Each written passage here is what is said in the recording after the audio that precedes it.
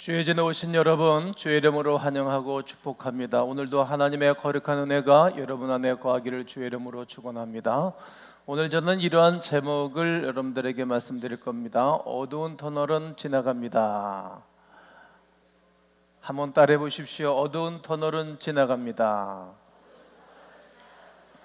요즘 일이 힘들고 저리 힘든 세상을 살기에 저는 하나님의 마음을 품고 또 목자의 마음을 품고 아버지의 마음을 품고 어떻게 하면 성도들에게 위로가 되고 힘이 될까 고민하고 기도하면서 어려운 터널 같은 이 세상을 속히 지나가게 될 것을 확신하고 이 말씀을 증거하기로 하였습니다.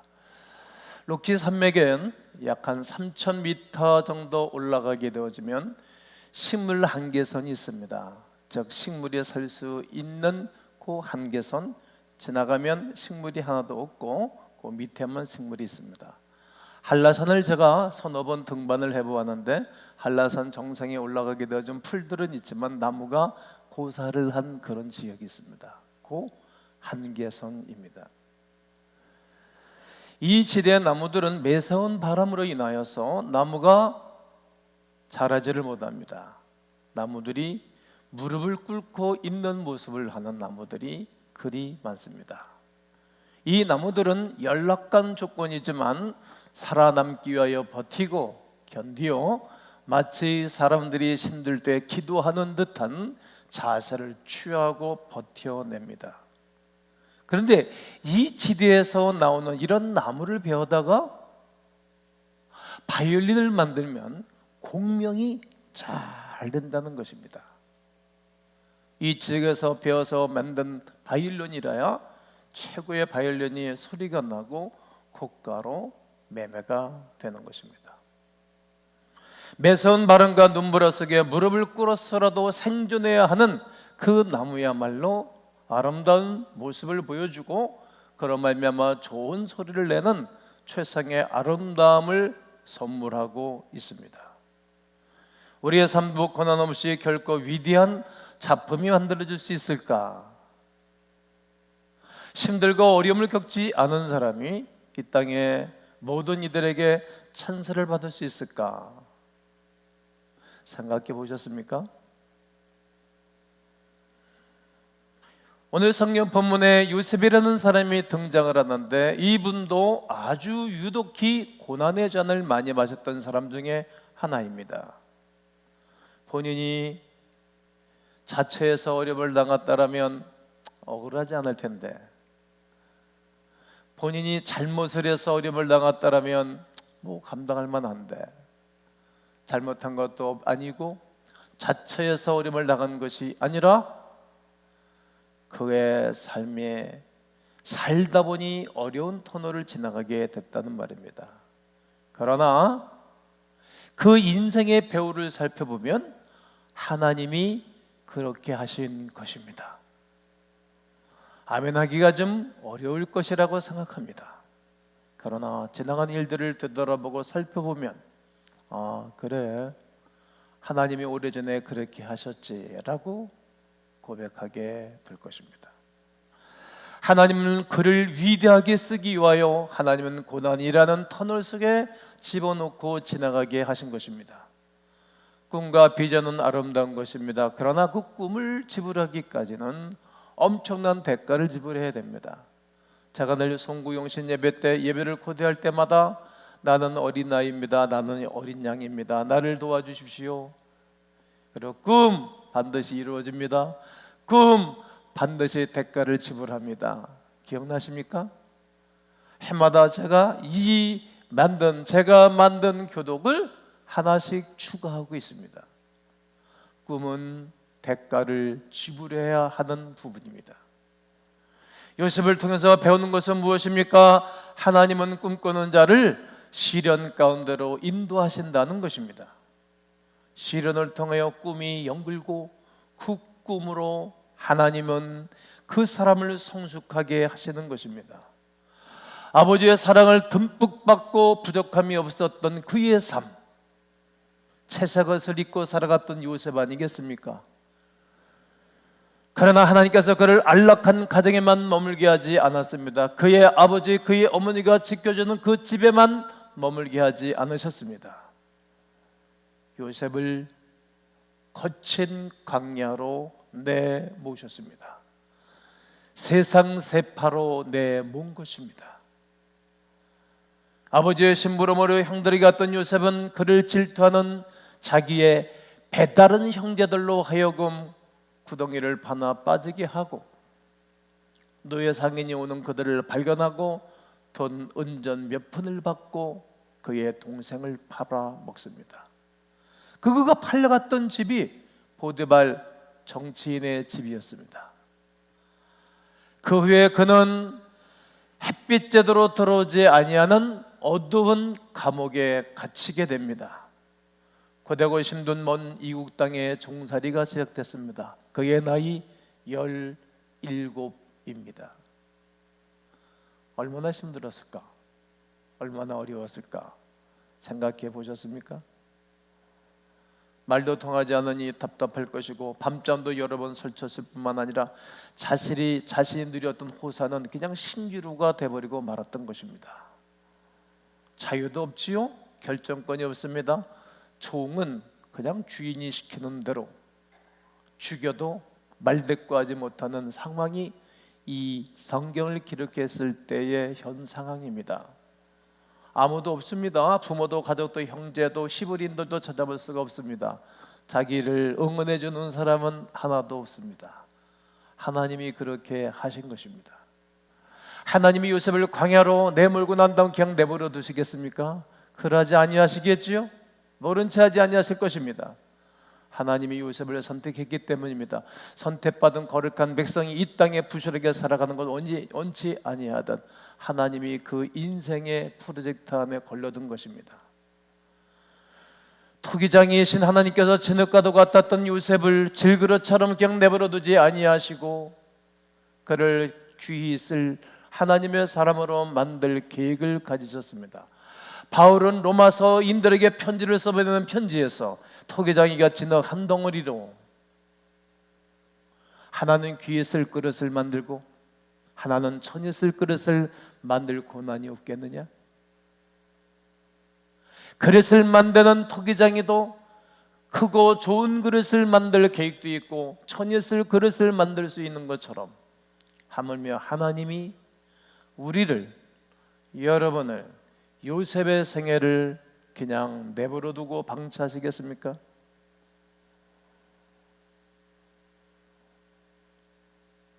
질그릇처럼 연약했던 요셉을 그냥 내버려 둘 수 없어서 그를 복 있는 사람으로 만들 계획을 가지신 것입니다. 그러기 위하여 그는 엄청난 대가를 지불해야 하는 것입니다. 하나님께서는 요셉을 어떻게 귀한 인물로 만들어 가시는 것입니까? 그 하나가 하나님은 먼저 그냥 낮추시는 분이십니다. 하나님 우리의 삶을 낮추신다는 말입니다. 창세기 37장 36절과 39장 1절에 그 미디안 사람들은 그를 애굽에서 바로의 신하 친위대장 보디발에게 팔았더라. 이 노예 상인들은 요셉의 이복 형님들한테 돈 은장을 몇 푼 주고 사다가 이제 애굽 사람인 보디발의 집에 팔았어요. 싼 헐값에 받아다가 판 거예요. 본인의 의사와 상관없이 말이죠. 여러분, 우리가 내 의사와 상관없이 되는 일들이 너무 많아요. 엄청나게 많습니다. 하나님은 요셉을 완전히 낮추시고 또 낮추시고 또 낮추시고 겸손하게 하신 것입니다. 베드로 사도는 고생을 하고 어려움 당하는 모든 교인들에게 이렇게 편지를 써보냅니다. 그러므로 하나님의 능하신 손 아래서, 여러분, 하나님만이 능력이 있습니다. 요셉을 광야 같은 세상으로 끌어내 가신 분이 하나님이시지 사람이 아니라는 거예요. 우리의 삶 가운데 힘든 일, 어려운 일을 가고 싶은 사람이 누가 있겠어요? 근데 하나님이 가게 하는 거예요.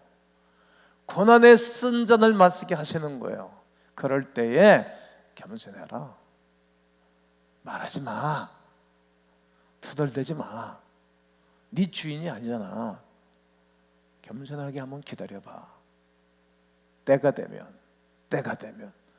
되면 너를 높이실 날이 있다는 거예요.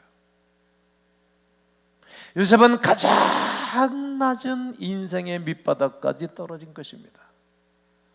모세도 애굽의 왕자의 자리에서 미디안 광야로 도망가가지고 거기서 목동의 자리로 푹 떨어지는 것입니다. 예수님도 하나님 본체이십니다. 하나님의 본체시나 그가 하나님과 동등된 것으로 취하지 아니하시고 오히려 자기를 비워 종의 형체를 가지사 사람들과 같이 되셨고, 그리고 그가 죽기까지 복종한 사슬 십자가에 죽으심이라. 이 지구상의 제일 악한 사람들에게 주어지는 병이 십자가를 지는 거거든요. 그 십자가 형틀에 매달릴 때 말이면 사람들이 웅성웅성 다 모여드는 거야. 저 어떤 인간이 저렇게 못된 놈의 죄를 져가지고 저렇게 고생을 하냐. 한번 가보세요. 그래, 가보세요. 구경꾼들이 굉장히 많이 있었던 거예요. 그러니까 예수님이 십자가를 지고 도리아 산을 올라갈 때 수없는 사람들이 보고, 그리고 시몬이라는 사람이, 그 흑인이었던 시몬의 사람이 그 사람을 구경하다가 너 대신 주어, 그리고 십자가를 졌던 것입니다.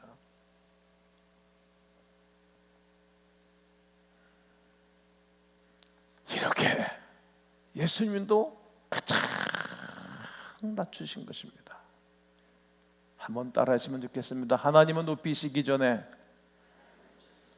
낮추십니다. 그 낮추고 난 다음 하나님이 가만히 계시면 너무 우리가 속상하잖아요. 네? 어떻게 하시는가요? 이러므로 하나님이 그를 지극히 높여, 지극히 이 말은 이 땅에 그보다도 높은 사람이 없다, 이런 얘기입니다. 높여 못된 이름 위에 뛰어난 이름을 주사. 예수 그리스도의 이름만큼 뛰어난 이름이 누가 있겠습니까? 그 이름으로 모든 사람들이 무릎을 꿇고 그 이름으로 모든 사람들이 구원을 받지 않습니까? 그를 높이셨다는 말입니다. 성도 여러분, 하나님은 여러분과 나의 인생 가운데서도 높이시기 전에 반드시 낮추신다는 것을 기억하시기를 바랍니다. 이것이 은혜입니다. 또 하나님은 우리의 인격을 연단하십니다.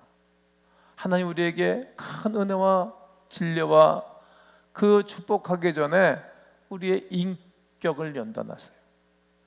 요셉은 철없던 어린 시절 형님들의 실수를 다 아버지에게 고자질했어요.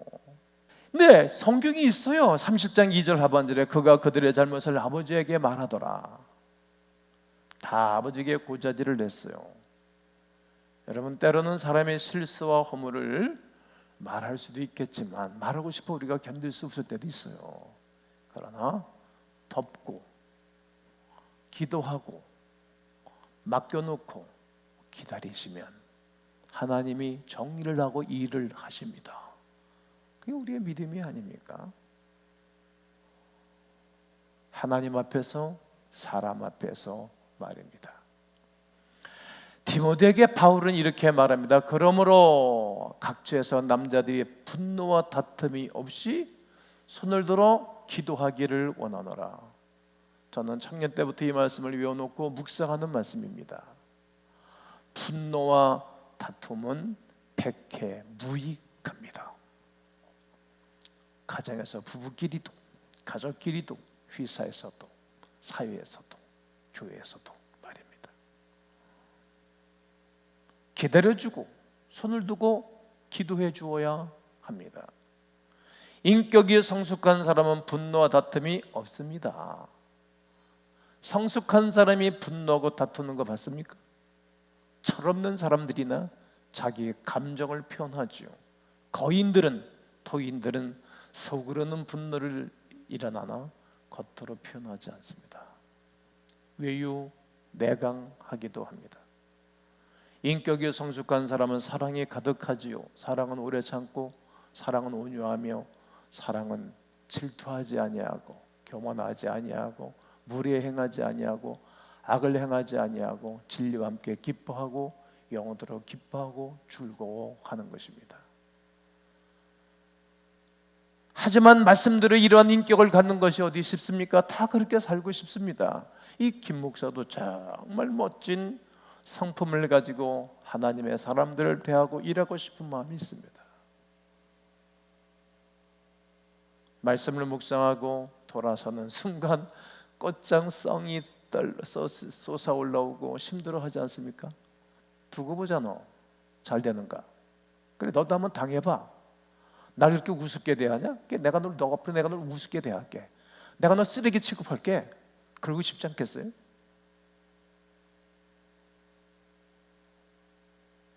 그런데 하나님께서 요셉과 끊임없이 함께 하시고 끊임없이 함께 하시면서 요셉을 변화시키는 것입니다. 여러분, 우리는 다른 사람 변하기를 위해서 기도하지 말고 나를 변하기 위해서 기도하면 하나님의 은혜를 베풀어 주십니다. 변함받은 사람 옆에 존귀한 사람들이 서는 것입니다. 39장 2절과 21절에 여호와께서 요셉과 함께 하심으로, 따라하십니다. 여호와께서 요셉과 함께 하심으로. 이게 인생의 키입니다. 여호와께서 요셉과 함께 하심으로, 이것이 인생의 축복입니다. 여호와께서 요셉과 함께 하심으로, 이것만큼 더 존귀한 동행자는 없습니다. 사람은 이리 헤어지나 저리 헤어지나 이별하는 것이 인생입니다. 함께 살고 있는 남편도, 함께 살고 있는 아내도, 함께 살고 있는 가족도 여러 가지 이유 때문에 반드시 헤어지게끔 되어져 있습니다. 그러나 하나님은 이별하는 분이 아닙니다. 내 안에 함께 하시고 이 땅에서도 함께 하시고 영원토록 함께 하시는 것입니다. 그래서 형통한 자가 되는 것입니다. 여호와께서 요셉과 함께 하시고 그에게 인자를 더하사 간수장에게도 옥도 은혜를 받는 거예요. 여러분, 직장 생활하는 여러분들에게도 여러분 때문에 여러분의 회사의 CEO가 잘 되기를 주의 이름으로 축원합니다. 기도하는 나 때문에 잘 되는 거다라고 자부심이 있어야 되는 거예요. 나는 인천 땅에 가서 목회를 하면서 나 때문에 외곽선도로가 생겼다고 매일 외치는 거예요. 또 아멘 안 하시지? 제2외곽선도로에서 뚫어졌잖아요. 나 때문에, 내 기도 때문에 뚫어졌다고 하는 거예요. 여러분은 그런 생각은, 그러니까 난 좋은 거예요. 하나님이 내 기도를 이렇게 잘 응답해 주셔. 막 이렇게 나는 스스로 내일을 두둑하게 하는 것입니다. 하나님이 형통한 자가 되게 하고 인자를 더해 주실 뿐만 아니라 그런 가운데, 그래, 하나님이 또 연애를 베풀어 주셨구나. 그래, 불만하지 말자, 원망하지 말자, 감격하고 감사. 하나님 하실 거다. 그래, 언제인가는 모르지만 우리 아버지가 나한테 와서 절하러 올 날이 있어. 우리 어머니가 나한테 와서 절하러 올 날이 있고, 나 팔아먹은 11 형제들이 와서 절할 날이 있어. 반드시 나를 지극히 높여 모든 이름 위에 뛰어나게 하실 날이 있다라고 믿은 거예요. 그러니까 참을 수 있었던 것입니다. 제가 힘들고 어려운 무수한 일들이 많이 있었잖아요. 그런 내가 버티는 것이 뭐인가? 하나님은 나를 사용하시고 세우는 자리를 가르쳐 주셨거든요. 말씀하셨거든요. 그건 당당한 거예요. 굴하지 않는 거예요. 그 날을 주실 거예요. 이후에 가나안에 기근이 들잖아요. 먹을 것이 없는 겁니다. 전 세계에 기근이 들었어요. 그때 그 아버지 야곱이, 야, 니들 굶어 죽을 거냐? 애굽에 내려가 먹을 것이 있다 하더라. 가라. 가서 먹을 것을 구해오라고 아버지가 제일 먼저 얘기한 거예요. 아버지의 마음은 백성들을 챙기는 거예요. 아버지의 마음은 백성들에게 있지 않은 그 지도자는 나쁜 거예요. 목사의 마음은 성도들에게 있어야 되는 것이지 성도에게 없으면 나쁜 지도자예요. 대통령은 백성들에게 있어야 좋은 왕이지, 대통령이지, 백성들을 아랑곳하지 않고 정치하는 대통령은 나쁜 사람인 거예요. 따를 필요도 없는 것입니다. 그리고 하나님께 올려드려야 됩니다. 형들이 찾아왔습니다. 나중에 그와 상봉할 때 뭐라고 말합니까? 45장 5절에 당신들이 나를 이곳에 팔았으므로 그로 인해서 근심하지 마시오, 한탄하지 마시오.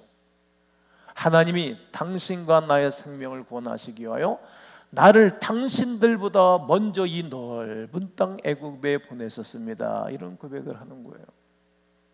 그리고 그 이후에 내가 당신과 당신들의 아들을 기르리다 그러잖아요. 얼마나 큰 마음, 하나님의 마음을 품었는지 모릅니다. 두고 봐, 너 잘 되는가 보자. 그게 어떻게 하나님의 마음입니까? 지금 손에 이렇게 썼습니까? 몰라서 그런 거예요. 이해를 못해서 그런 거예요. 은혜를 덜 받아서 그런 거예요. 앞으로 잘 될 거라고 축복해주고 기다려줘야 될 것 아니겠습니까? 오히려 피해자였던 요셉이 가해자들을 용서해주고 축복하는 것입니다. 다 모든 것이 하나님의 뜻이었다고.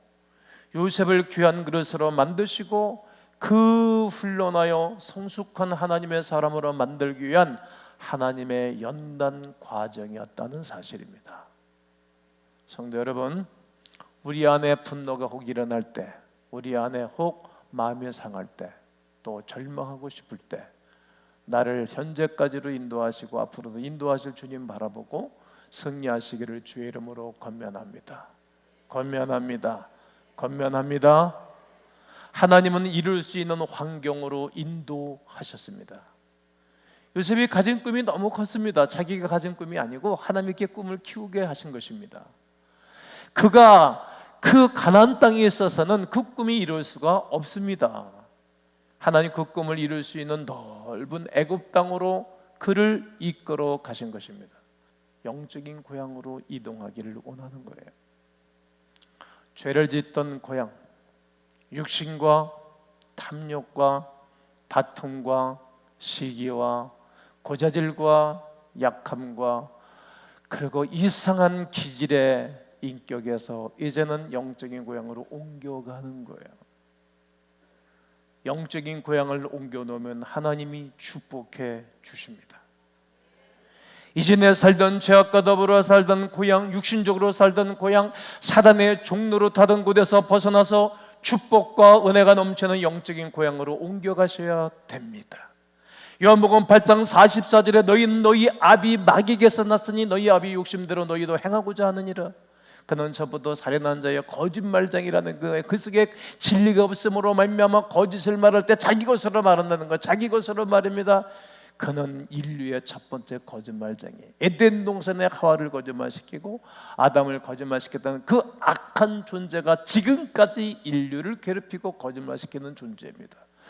마지막 때에 우상을 섬기는 자들과 거짓말하는 자는 절대로 천국에 들어갈 수 없느니라고 요한계시록에 기록하고 있는 말씀처럼 거짓말하는 자는 갈 수 없다는 것입니다. 거짓말하는 자는 마귀에게 속은 것이기 때문에 그렇습니다. 마귀에게 속고 마귀와 동행하는 사람이 어찌 그가 은혜의 삶을 살 수 있겠습니까? 우리는 진리를 말하고 그리스도 예수 안에 속하여 거룩한 주님과 손을 잡고 살아가는 자들에게 형통한 거룩한 은혜가 일어날 줄로 확신합니다.